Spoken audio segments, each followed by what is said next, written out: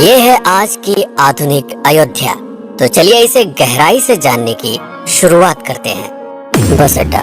राम मंदिर से 7 किलोमीटर की दूरी पर 14 बीघा जमीन पर 219 करोड़ की लागत से लखनऊ हाईवे पर नया बस अड्डा बनकर तैयार है। Railway station. मंदिर से 1 किलोमीटर की दूरी पर 240 करोड़ रुपए में नया रेलवे स्टेशन डिजाइन किया गया है। भविष्य में अयोध्या से दिल्ली, मुंबई, चेन्नई, बेंगलोर, पुणे, कोलकाता, नागपुर, लखनऊ और जम्मू जैसे शहरों के लिए विशेष रेलगाड़ियां चलाई जाएंगी। हवाई अड्डा। 1450 करोड़ रुपए में लगभग 1300 बीघे में फैला हुआ प्रयागराज हाईवे पर नाके के पास बनाया गया है नया एयरपोर्ट। यहाँ से राम मंदिर की दूरी से 12 किलोमीटर है। भविष्य में कई बड़े महानगरों के लिए सीधे उड़ानें उपलब्ध होंगी। घाघरा जलमार्ग।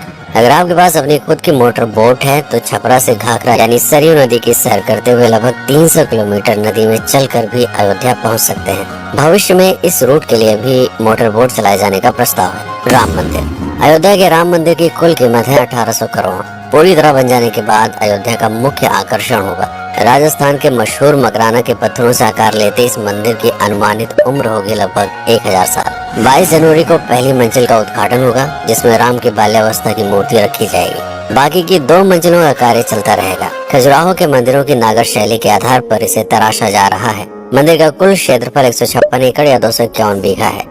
हनुमानगढ़ी। राम मंदिर से लगभग 800 मीटर की दूरी पर स्थित है हनुमानगढ़ी। मंदिर के आवासीय परिसर को मिलाकर यह लगभग 52 बीघे में फैला हुआ है। मंदिर की 76 सीढ़ियां चढ़कर हनुमान जी के दर्शन के बाद ही राम मंदिर में जाने का विधान है। यह मंदिर अयोध्या शहर के ठीक बीच में एक ऊंचे टीले पर बना है। शहर की तरफ आने वाले आक्रमणकारियों के आने की सूचना यहीं से प्राप्त करके अयोध्या के राजा तक भेजी जाती थी। इतिहासकारों के अनुसार जितनी बार भी अयोध्या पर आक्रमण हुआ उतनी बार इस मंदिर को भी विध्वंस झेलना पड़ा। हालांकि सन्यासियों ने हर बार इस मंदिर को फिर से खड़ा किया। आज यह मंदिर रामानंद संप्रदाय और निर्वाणी अखाड़े के अधीन है। राम की पेड़ी। अयोध्या को सरयू नदी की भयंकर बाढ़ से बचाने के लिए इस बांध का निर्माण किया गया था, जिस पर श्रद्धालुओं के स्नान के लिए कई घाट बना दिए गए थे। इतिहासकारों के अनुसार जितनी बार भी बांध टूटता था, सरयू का पानी अयोध्या की गलियों में घुस आया करता था। इसी बाढ़ से बचने के लिए पूरे अयोध्या में जगह जगह पर ऊंचे टीले बनाए गए थे, जैसे राम टीला, हनुमान टीला, लक्ष्मण टीला। आज ये बांध अयोध्या का मुख्य पर्यटन स्थल बन चुका है। हर दीपावली पर यहाँ लाखों दिए जलाकर रामायण की उस घटना को उत्सव के रूप में मनाया जाता है जब श्री राम अयोध्या वापस लौटे थे।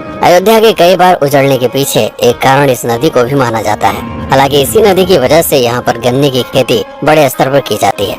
लता मंगेशकर चौराहा। नया घाट और बस स्टैंड के पास ही अयोध्या का मुख्य चौराहा 6.7 करोड़ रुपए में बनकर तैयार हुआ है। पद्मश्री से सम्मानित राम सुथार जी ने 2 माह के कठिन परिश्रम के बाद इस 40 फीट लंबी वीणा को आकार दिया। 14 टन की इस वीणा को लता जी के स्मृति चिन्ह के रूप में यहाँ पर लगाया गया है। इसीलिए इसका नाम नया घाट चौराहे से बदलकर लता मंगेशकर चौराहा कर दिया गया है। धर्मपथ। नया घाट से कुछ पहले सड़क के दोनों तरफ 30 फीट ऊंचे 40 सूर्य स्तंभ लगाए गए हैं, जिसे धर्मपथ का नाम दिया गया है, जो श्री राम के राजकुल सूर्यवंश का प्रतीक है।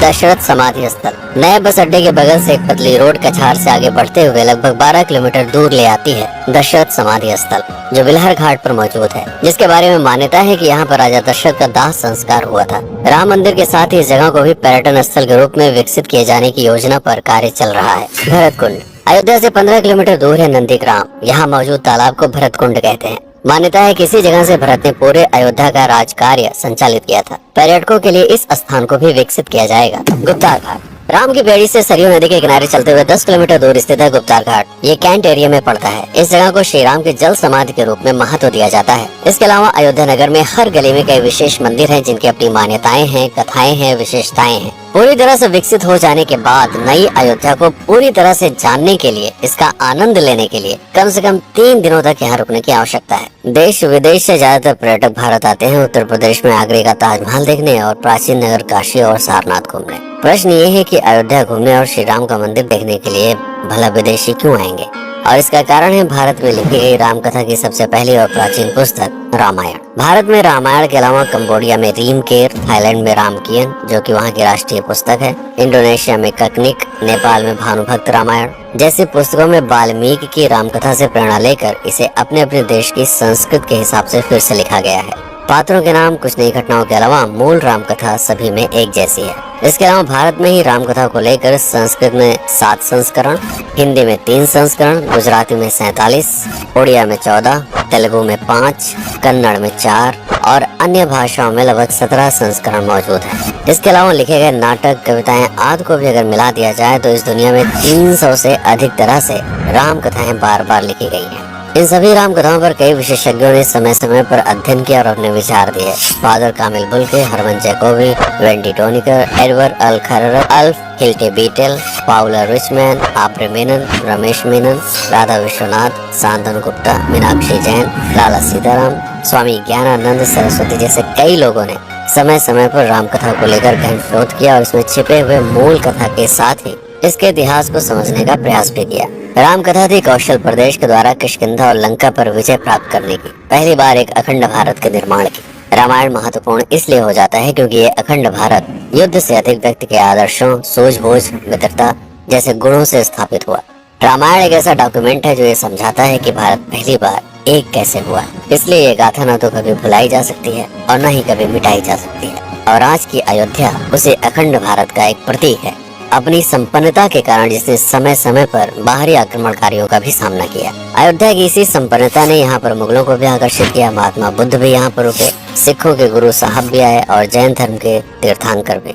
सिपाही ही नहीं बल्कि उनके अनुयायी यहीं पर बसते चले गए। अयोध्या कितनी बार बसी, कितनी बार उजड़ी, इसके बारे में बहुत अधिक प्रमाण उपलब्ध नहीं है। सूर्यवंश के पतन के साथ ही अयोध्या का भी पतन होता रहा। बीच में कई सौ सालों तक अयोध्या मानो विलुप्त सी हो गई। इसका कारण क्या था, इसका कोई प्रमाण नहीं है। अयोध्या को फिर से खोजकर उसे स्थापित करने में बार बार राजा विक्रमादित्य का नाम आता है, लेकिन विक्रमादित्य एक उपाधि है जिसे कई राजाओं को दिया गया था। तो ये कहना मुश्किल है कि किस कालखंड के कौन से राजा ने ये कार्य किया। कुछ विशेषज्ञों का मत है कि यह काम उज्जैन के राजा विक्रमादित्य ने किया होगा।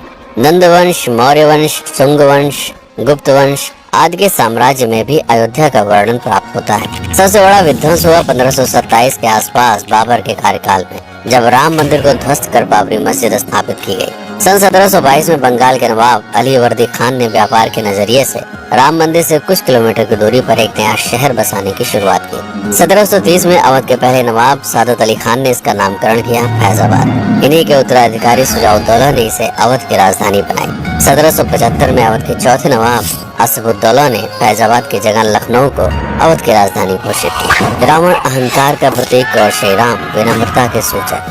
सत्ता में आने के बाद हर व्यक्ति को यह बात हमेशा ध्यान में रखनी चाहिए, सिर्फ रंग रोगन और पत्थर लगवाने से राम राज्य नहीं आएगा, बल्कि जिस दिन स्कूल, अस्पताल और सरकारी संस्थानों से भ्रष्टाचार खत्म होगा, लोगों का मुफ्त इलाज और अपनी भाषा में उच्च शिक्षा उपलब्ध होगी, उस दिन भारत उस पायदान पर खड़ा होगा जहाँ कभी हम हुआ करते थे।